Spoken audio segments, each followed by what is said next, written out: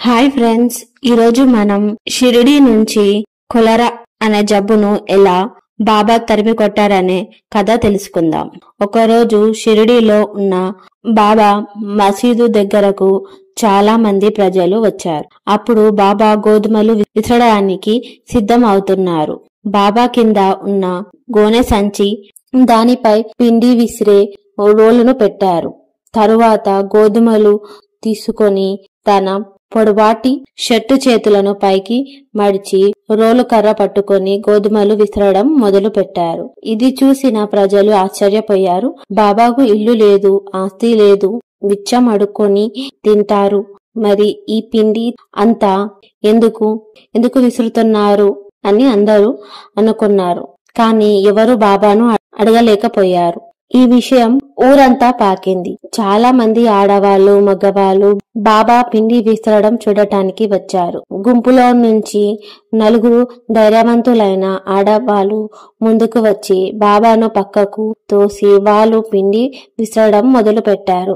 బాబా లీలలు పాడుతూ పిండి విసిరారు. మొదట బాబాకు కోపం వచ్చింది, కానీ ఆ ఆడవాళ్ళ ప్రేమను చూసి సంతోషంగా నవ్వారు. పిండి విసిరేటప్పుడు ఆ ఆడవాళ్ళు, బాబాకు ఇల్లు లేదు, పిల్లలు లేరు, మరి ఈ పిండి అంతా ఏం చేస్తారు? బహుశా మాకే పంచుతారేమో అని అనుకున్నారు. పిండి విసరడం అయ్యాక దాని 4 భాగాలుగా చేసి పంచుకోవడానికి సిద్ధమయ్యారు. అప్పుడు బాబా కోపంగా, ఏం మీకు పిచ్చెక్కిందా? ఎవరు సొమ్ము దోచుకుంటున్నారు? నేను మీ దగ్గర ఏమైనా గోధుమలు అప్పు తీసుకున్నానా?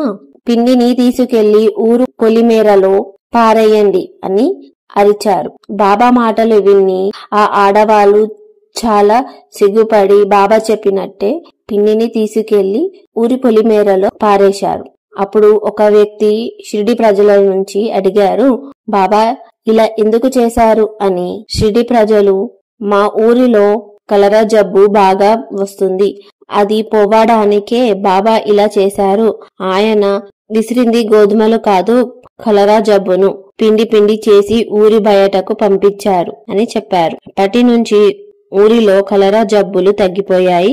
ప్రజలు చాలా సంతోషంగా ఉన్నారు. ఇది బాబా చేసిన గొప్ప అద్భుతం.